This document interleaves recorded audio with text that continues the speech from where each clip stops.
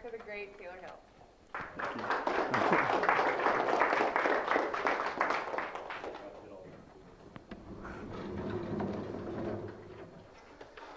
All right, so as you already know, this is my 10th speech, and the title is America the Great. Now, to start off, I want everybody to close their eyes and follow along.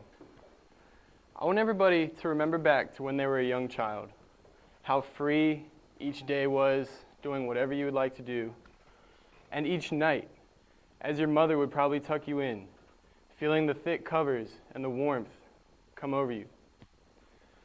And then the love from your mother as she kisses you goodnight or probably reads you a bedtime story. Now I want you to imagine a different scenario.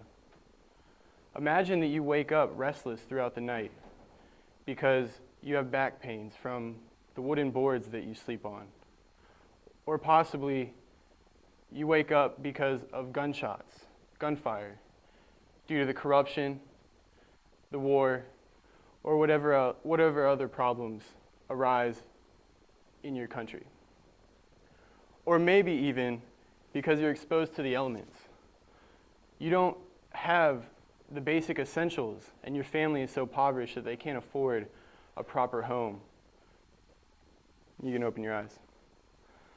So I was on Facebook the other day, and I came across this article that displayed pictures of children from all around the world, different parts, Nepal, United States, Japan, Africa, all different parts.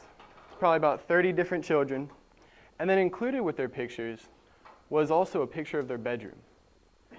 And you think, you see the diversity in all the different bedrooms and all the basic needs that every child has.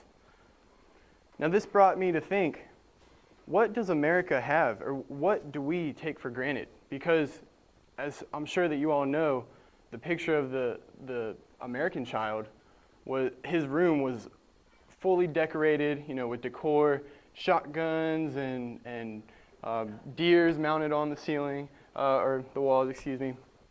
Things like that, when other children didn't even have a bed. They maybe had a pillow. So I got to thinking of just a few things that I believe Americans naturally, because of the freedoms and the liberties and the securities that we grow up in our lifetime, that we take for granted. So number one, oil. Now, as you may know, the United States has one of the largest oil reserves in the world.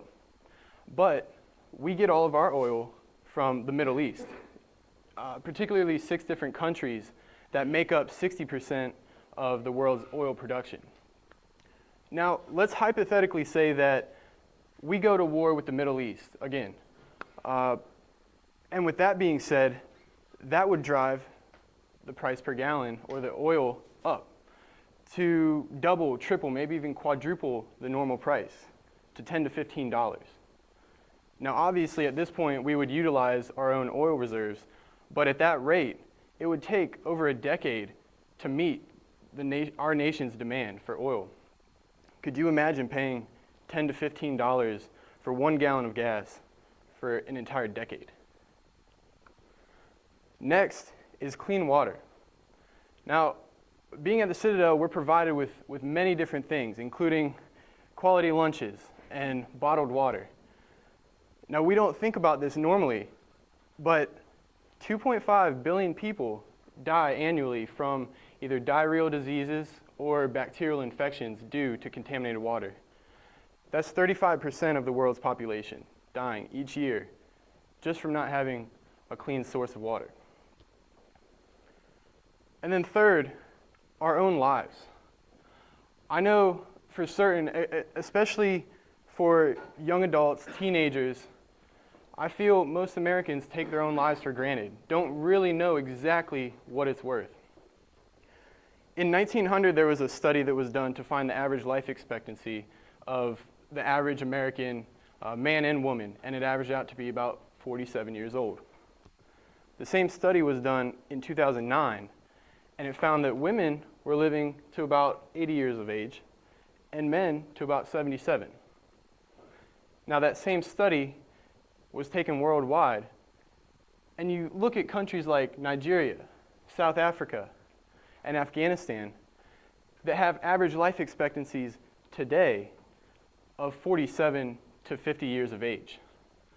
Now, what our life expectancy was 100 years ago, over a century ago, theirs are today. That just puts into perspective the advancements that we've made in technology and medicine. So, with that being said, I want to share with you a quote or lyrics from one of my favorite reggae bands, Revolution. And in their song, they say, "Some people fight for everything they want, but all we need is food, water, air, and love. I share the four things we love so very much. I show the world that less is enough."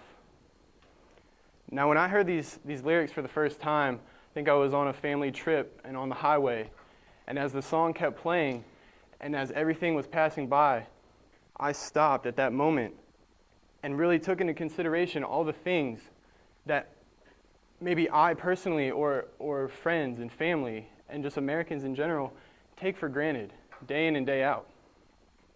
Things like the gas, oil, or gas, water, and our own lives, many more things. So with that being said, I hope that when you leave here today, Toastmasters, you can really grasp the concept of how great it is to be an American, how great America is, and all the things that we normally take for granted that we don't or should not probably have. America the Great. Thank you.